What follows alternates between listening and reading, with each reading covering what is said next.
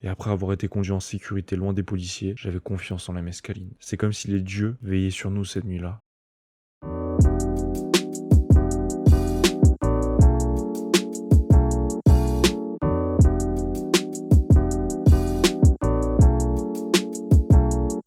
Bonjour à tous et j'espère que vous allez bien.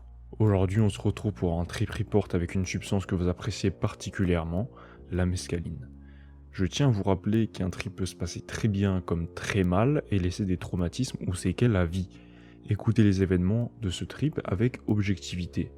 Posez-vous bien, attachez vos ceintures et direction leur univers.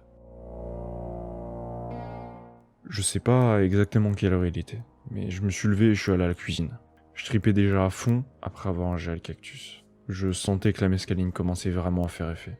On a décidé d'aller marcher. Dehors, nous parlions de l'étrange sentiment d'énergie que nous avions tous. Ça avait commencé subtilement, mais on sentait qu'elle gagnait lentement en intensité et en importance. Cette énergie, elle était également très concentrée contrairement à l'acide. L'acide, c'est une énergie très dispersée. Ça vous emmène partout, mais vous ramène toujours là où vous avez commencé. Là, c'était différent. Cette énergie, elle nous conduisait sur un chemin direct. C'était vraiment très ciblé, comme si nous savions tous que la mescaline nous menait à un endroit précis. On marchait dans une rue passante qui s'est transformée en pont. Sous le pont se trouvait une autre route, et des voitures roulaient sous nous. La vue de toutes ces voitures, avec les lumières vives, les vitesses rapides et les sons forts, était tout simplement incroyable. Un sentiment étrange se mit à imprégner l'air. Je savais que ce soir était très spécial. J'avais l'impression que cette nuit, elle devait se passer depuis longtemps. Presque comme si j'avais attendu toute ma vie cette nuit-là. Je savais que quelque chose d'incroyable était en route. Nous avons poursuivi notre voyage en nous demandant où cela menait, et en parlant très vite et avec enthousiasme. Soudain, Josh s'arrêta. Il paraissait totalement confus. Il se retourna et il commença à regarder autour en cherchant une plaque d'égout. On a eu beau chercher, pas de plaque d'égout. Apparemment, il entendait des bruits d'égout en train de bouillonner et faire des sons vraiment bizarres sous terre. Pendant tout ce temps, mes hallucinations se sont accentuées. Tout semblait comme une peinture à l'huile ou quelque chose comme ça. On a continué à marcher dans la rue et je regardais les voitures. Les phares commençaient à être vraiment incroyables. Ils étaient cristallins. Il y avait des couleurs vibrantes de bleu et vert avec des fractales rouges.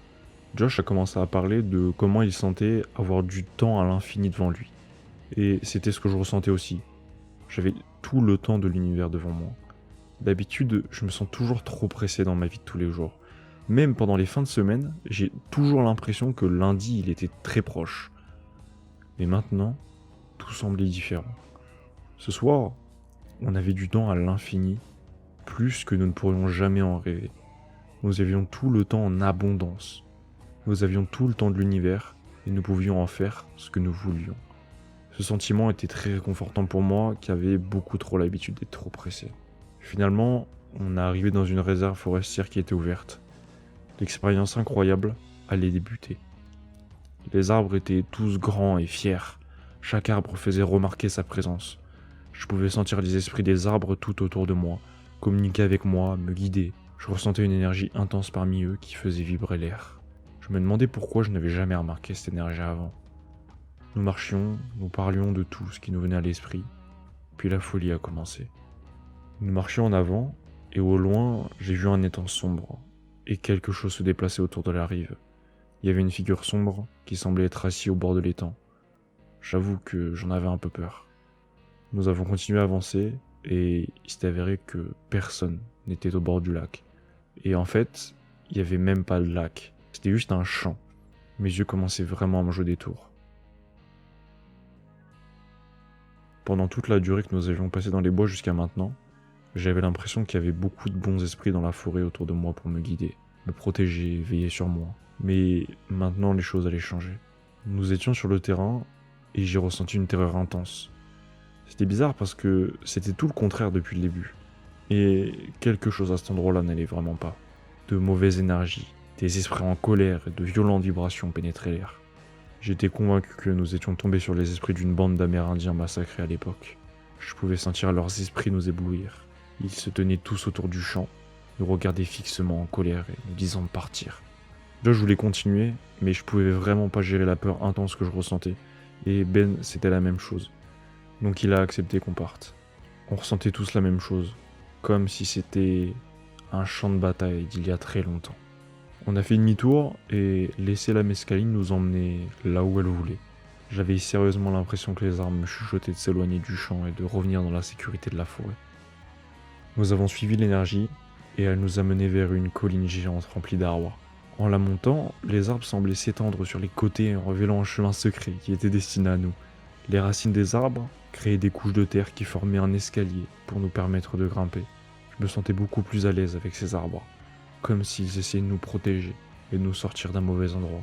Je pouvais sentir leurs esprits nous guider, nous dire de suivre l'escalier qu'ils créaient pour nous et que tout irait bien. Je n'ai même pas pensé une seule seconde à où cet escalier nous menait. Mais il me semblait vraiment réel. Quelques secondes après être sorti du terrain, on a entendu une voiture faire le tour du terrain. Au début, on s'est assis tranquillement, protégé par les bons esprits des arbres pendant que nous regardions la voiture intrigués. Mais ensuite, nous avons remarqué autre chose. C'est un garde forestier. C'est comme si la forêt nous avait évité de se faire prendre à un endroit où cela aurait pu mal tourner. Les esprits nous disaient de ne pas bouger, de rester où nous étions pour le moment et que tout irait bien. Mon équilibre me semblait assez étrange à ce moment-là. M'allonger m'a fait vraiment du bien. Je levais les yeux au-dessus et je fixais les dessins complexes des feuilles. Je pouvais me concentrer sur quelque chose et laisser les visuels prendre le dessus, encore et encore à différents points de vue. Nous sommes restés là, tranquilles et cachés, regardant les visuels jusqu'à ce que nous soyons sûrs que la voiture était partie. Puis nous avons continué à grimper l'escalier étrange que les arbres révélaient. La mescaline nous conduisait quelque part, en voyage. Et après avoir été conduit en sécurité loin des policiers, j'avais confiance en la mescaline. C'est comme si les dieux veillaient sur nous cette nuit-là. Je savais que je devais juste faire attention à certaines vibrations et que ça nous mènerait sur le bon chemin. Josh était debout, la tête appuyée contre un arbre. En posant ma main sur un arbre, j'ai senti toute sa magnificence. J'ai réalisé à quel point les arbres étaient sages comparés aux humains. Ils avaient vécu tellement plus de temps que les humains. Ils avaient vu et prouvé tellement plus que je n'avais jamais réalisé moi. Avec ma main sur l'arbre, je pouvais sentir l'esprit communiquant à moi. Je ressentais sa sagesse, son expérience, sa fusion en moi, son mélange avec moi. Mais je n'en ressentais qu'une partie, parce que l'arbre contenait tellement de choses, et il ne m'en donnait qu'un tout petit échantillon. J'étais tout simplement impressionné. Nous avons juste continué à marcher, explorant cette merveilleuse forêt de contes de fées, pendant ce qui semblait être une éternité. À un moment donné, j'ai dû sauter par-dessus ce qui me semblait être une falaise. Je pensais que j'étais au sommet d'une montagne, même si en réalité ça devait être juste un petit fossé. On arrivait à un croisement de deux chemins, mais malheureusement les deux dégageaient des mauvaises ondes, alors on a préféré rester en retrait. On a continué à marcher dans un autre chemin, et encore une fois, j'avais la sensation d'être au bord d'une falaise. J'ai regardé en bas, et je voyais tout le chemin déjà parcouru. C'était comme si on avait monté une montagne immense pendant un voyage qui dura des années. On a laissé la mescaline nous guider, et finalement ça nous a fait redescendre et sortir des bois. Le voyage devenait encore plus magique. C'était une aventure. Il se passait quelque chose de très spécial. Nous le savions tous, mais personne n'était capable de savoir exactement quoi. En sortant finalement de la réserve où nous étions, on est tous d'accord pour se dire que ce voyage y ressemblait vraiment à l'univers de Jumanji. On a aussi remarqué que la porte qui était ouverte de base par laquelle on est passé était maintenant fermée. On a évité de peu de se faire attraper, et pour moi, c'était très évident que les esprits nous avaient guidés. Les esprits de tous les arbres, les animaux de la forêt, l'esprit du cactus, l'esprit de la mescaline, tous. La mescaline agissait vraiment fort, et c'était très plaisant. Nous avons continué à marcher, et finalement sommes tombés sur une structure étrange sur le côté de la route. C'était un peu comme le côté d'une pyramide aztèque, faite de beaucoup de longs rondins qui étaient empilés les uns sur les autres. Josh était très curieux et a décidé de l'escalader. Nous l'avons tous suivi dans cette étrange structure, et j'avais vraiment l'impression d'escalader une ancienne pyramide aztèque. Quel mystère nous attendait au sommet.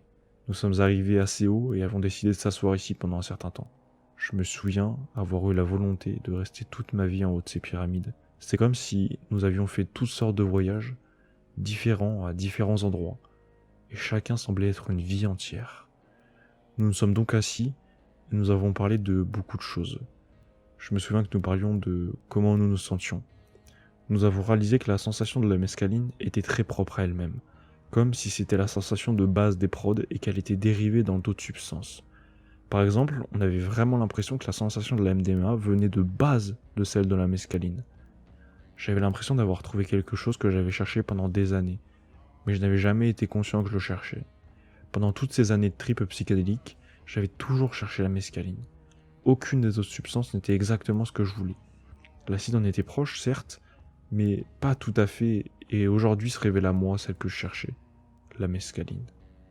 Nous avons beaucoup parlé pendant que nous étions assis sur cette pyramide aztèque, de beaucoup de choses. Tellement qu'on avait vraiment l'impression d'avoir passé une vie entière ici. On voulait rentrer, mais finalement la mescaline nous a fait continuer à beaucoup parler de la façon dont nous devrions toujours regarder vers l'avenir. Mais bon, finalement, il fallait rentrer, donc on a décidé de partir. Une fois rentrés, nous nous sommes assis en rond pour discuter de la sensation de la mescaline. Pendant toute la nuit durant, nous avons essayé de décrire ce sentiment, mais nos mots n'ont jamais semblé être tout à fait suffisants, parce que le langage est terriblement limité. Mais il me semblait que, même si aucun d'entre nous ne pouvait communiquer correctement, nous savions tous que nous vivions cette même chose. Puis nous nous sommes assis sur le tapis et nous avons commencé à discuter de beaucoup de choses. C'était beaucoup plus facile de parler de choses taboues. Je vois maintenant où la MDMA obtient tout son potentiel thérapeutique. Nous parlions de la façon dont les gens, et surtout moi-même, essaient normalement de ne pas parler de choses comme la religion, la politique, etc. Les gens essaient juste de les éviter. Mais maintenant, en nous asseyant sur le tapis, nous avons réalisé l'absurdité de faire cela. Il semblait que nous devions parler de choses vraiment importantes. Pourquoi sommes-nous ici et comment voulons-nous vivre ? Nous parlions du fait que la peur pénètre dans nos cœurs et que cela est totalement inutile. Nous parlions de combien il est plus facile de se débarrasser de la peur si vous y faites face. J'ai réalisé combien il est utile de parler des choses avec les gens, parce que vous ne pouvez pas toujours le faire seul, mais vous pouvez guérir tellement avec l'aide et le soutien des gens. Il suffit juste de surmonter vos barrières pour en parler. J'ai l'impression que nous avons tous, avec des filles, résolu beaucoup de problèmes cette nuit-là. Le cactus a été cette fois-ci un cactus guérisseur, ce qui n'est pas toujours le cas. J'avais la sensation de le sentir aller profondément en moi, et comme guérir mon âme. Pendant un moment, nous regardions le plafond. Je regardais les lignes du plafond se déplacer lentement, dépliées en visuels colorés et des modèles qui étaient lumineux et intenses. Ils tournoyaient autour avec des couleurs et des fractales. J'ai déplacé ma main devant mes yeux et j'ai été surpris de voir des traceurs que je n'avais même pas encore remarqués. On ressentait toutes les sensations de nos corps et l'empathie incroyable avec l'impression de compréhension, de l'extasie. Il y avait l'accent, l'énergie et la pulsion de l'acide. Il y avait un changement mental incroyable dans la conscience, mais ce n'était pas confus ou chaotique. C'était simplement étonnant. Pourtant, c'était parfois subtil. Nous nous sentions tous complètement sobres. C'était comme si nous étions le plus sobres que nous ayons jamais été dans notre vie. C'est comme si je pouvais penser tout à fait clairement, plus clairement que d'habitude. C'était très intense, mais en même temps très subtil. J'avais comme accès à des raisonnements qui sont en dehors des chemins de pensée habituels. Mon esprit s'était comme élargi en dehors de la matrice. Nous parlions maintenant de la consommation de produits des gens. Les gens se droguent tout le temps à la recherche de bonheur et de compréhension. Ils boivent de l'alcool, prennent de l'ecstasy, prennent de l'héroïne. Le gouvernement laisse les gens se faire prescrire toutes sortes de médicaments fous pour régler leurs problèmes. Et pourtant, les gouvernements n'ont-ils même pas pensé à utiliser les psychédéliques ? Personne ne le considère comme une possibilité d'aide aux soins, alors que dans de bonnes conditions réglementées, cela pourrait peut-être l'être. Si les gens avaient accès aux psychédéliques sous forme de soins, cela serait-il pire que les médicaments parfois dangereux que l'on trouve partout autour de nous ? Outre un high, il y a aussi un sentiment de compréhension, un lien avec d'autres personnes, et la capacité de se réunir et de résoudre les problèmes. Tous ces points peuvent être développés tout en essayant de limiter les effets négatifs des psychédéliques. Les psychédéliques méritent vraiment davantage de recherche. J'avais l'impression de me souvenir d'une vie passée. Ça paraissait tellement réel.